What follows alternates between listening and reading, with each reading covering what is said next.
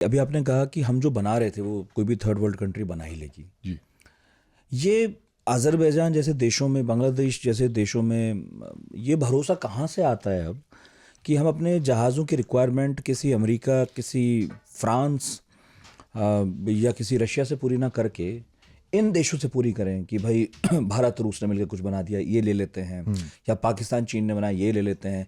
ये अचानक से ये नया मार्केट उन्हें कैसे दिखाई देने लगा? ये लोग कैसे स्पॉट कर लिए उन्होंने? आई थिंक एक सबसे जो इम्पोर्टेंट डिसीजन आप लेते हैं जब आप आर्म्स खरीद हथियारों की खरीदारी करते हैं, वो है कि रिलायबिलिटी ऑफ सप्लायर आप देखते हो।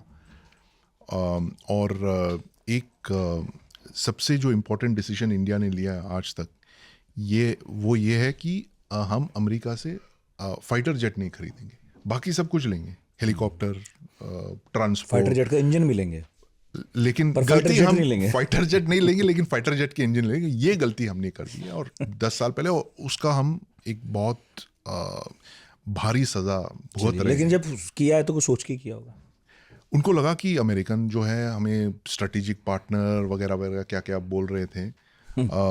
लेकिन अब क्या हो गया कि भैया जब हम अमेरिकन के पास जाते हो तो माल खुजाने लगते हैं, भाई सप्लाई चेन इशू हो गया, ये हो गया, वो हो गया।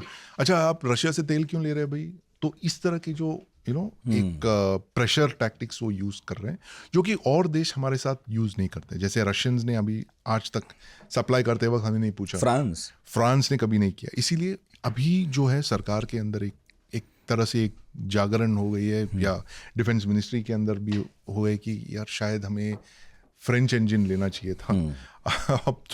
अब पछताए हो क्या, जब चिड़िया चुग गई खेत। बिल्कुल। लेकिन मैं ये कह रहा हूँ कि जो हमसे भी थोड़ा पिछड़े हुए देश है इस मामले में, तकनीक में, वो जब ये भरोसा करते हैं तो ये बहुत अच्छी तो बात है ही कि हिंदुस्तान की तरफ भरोसा है कि ये हमें जहाज़ दे सकते हैं, या पाकिस्तान की तरफ भरोसा भी है कि ये भी दे सकते हैं। उनका भरोसा कम से कम अब उन विकसित देशों से थोड़ा कम हुआ है, जो हमेशा दादा बने हुए थे कि हम ही बेचेंगे। राइट। ये तो एक अच्छी बात है, बिल्कुल। मगर इन देशों के साथ चुनौती ये है, हमारे जैसे या पाकिस्तान जैसों की, कि इनके अपने पूरे नहीं है। राइट। और लगातार ये संघर्ष में भी हैं। ऐसा भी नहीं है कि सीमाएं एकदम शांत हो गई हैं तो अपने भी पूरे हो जाएंगे, पहले दूसरे पूरे कर ले। बिल्कुल।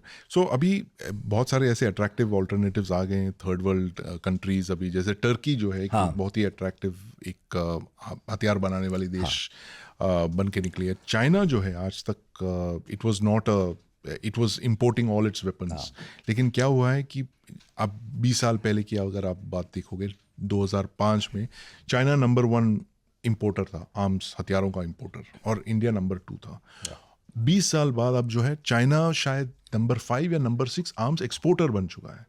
हम अभी भी सेकंड नंबर पे हैं हम।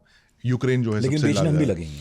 हम ब्रह्मोस बेच रहे हैं। ब्रह्मोस बेच रहे हैं। उससे काफ़ी फ़ायदा हुआ है, क्योंकि काफ़ी बड़ी मात्रा में हमने उसको सेल किया है। बहुत सारे देशों को चाहिए वो, खासकर कि जब ये सिंदूर के बाद परफॉर्मेंस दे के लोग, मतलब लाइनें लग गई हैं इस ब्रह्मोस के लिए, तो उस तरह का बहुत इंटरेस्ट आ गया है। बड़ी बुरी बात भी वैसे, हाँ, एक्चुअली परफॉर्मेंस देखने के लिए हमें हथियार खरीदने के लिए देशों के बीच युद्ध भी चाहिए। बिल्कुल।